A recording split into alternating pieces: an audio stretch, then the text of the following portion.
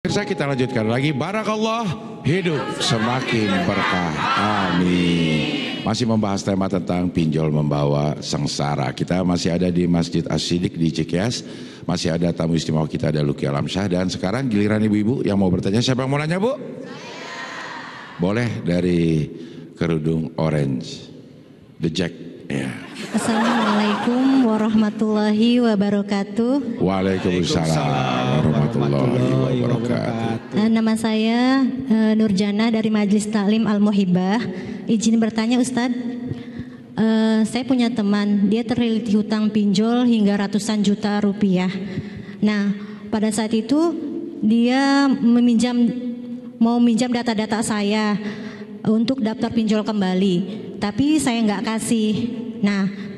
Nah di situ dia marah sama saya dan bilang saya pelit.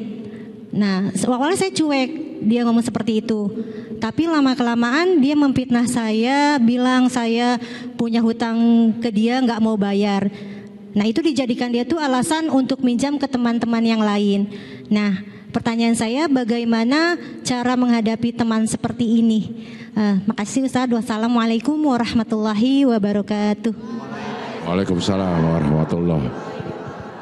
Kayaknya untuk teman seperti ini nggak usah dihadapi, dihindari lah. Ya, tinggalin aja, nggak usah dihadapin udah.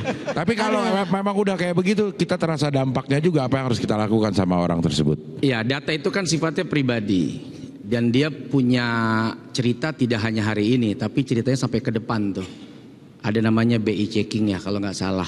Data-data kita itu tercatat dalam catatan keuangan negara.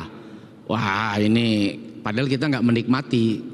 Atas dasar mau nolong tadi, yang ditolong bisa jadi malah nggak, istilah nggak tahu diri, nggak paham bahwa kebaikan orang menolong itu, pengorbanan perjuangannya tuh dipertaruhkan gitu loh. Ibaratnya tuh nama baik saya dipertaruhkan loh saat data saya kamu pegang. Begitu dia nggak bayar, duitnya diambil, kitanya cuman dapat apa? Ya dia yang dikejar yang punya data. Kalau nggak mau bayar, ya data itu akan tercatat. Ya istilahnya seumur-umur hidup kita lah. Mau ngapain-ngapain susah. Bahkan sekarang tuh kalau nggak salah BLT aja ngelihat data pinjol tuh.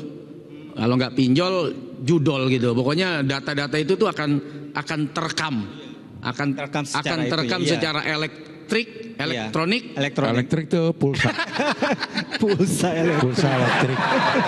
Yang enggak digesek-gesek itu ya. Terekam secara elektronik. Iya. Jadi hati-hati gitu, minjemin data hati-hati. Betul. Bahkan ada teman saya gara-gara itu dia nggak dapat KJP, apa namanya saya? KJP. Kartu Jakarta Pintar. Ya, nggak dapat kartu Jakarta Pintar karena dia dianggap punya motor, punya kreditan berduit.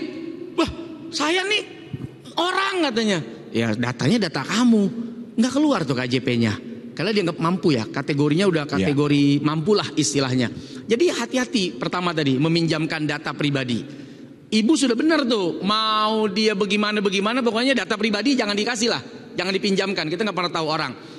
Kalau memang kita nggak bisa bantu ya memang kita nggak bisa bantu. Mau bilang apa?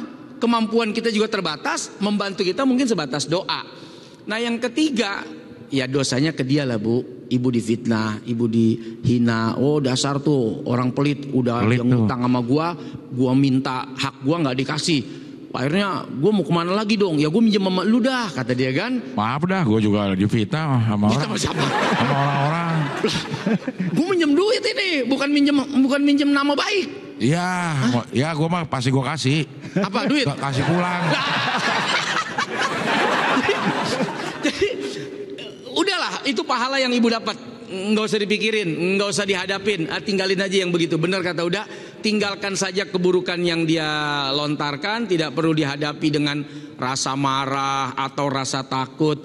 Ya memang begitu karakter orangnya. Apalagi kalau sampai gara-gara itu semua memutus tali silaturahmi. Itu bahaya, jadi hati-hati pertama soal data, kedua ya waspada dengan orang yang sudah punya tabiat pinjam sana, pinjam sini, pinjam sana, pinjam sini. Ini bukan karena kebutuhan biasanya. Maaf, nauzubillah min zalik. Ada orang bunuh diri itu minjem duit karena main judi online. Jadi kayak gini nih. Ini kan bisnis itu harus lahir dari sesuatu yang dibutuhkan. Ketika ada orang sakit, maka dokter jadi kebutuhan. Dan pasti dokter akan laku. Ketika ada orang sakit, rumah sakit itu pasti jadi kebutuhan. Dan dipastikan rumah sakit itu bisa laku. Pada saat orang kurang gizi, maka ada nutrisi dalam bentuk apapun yang dijual. Pasti nutrisi ini akan laku. Pada saat orang main judi online, itu perlu duit, itu perlu modal. Dan judi itu punya karakter menang 1, kalah 10. Menang 10, kalahnya udah 100 tuh. Maka yang dibutuhkan saat itu adalah modal. Duit, cuan, lahir nih.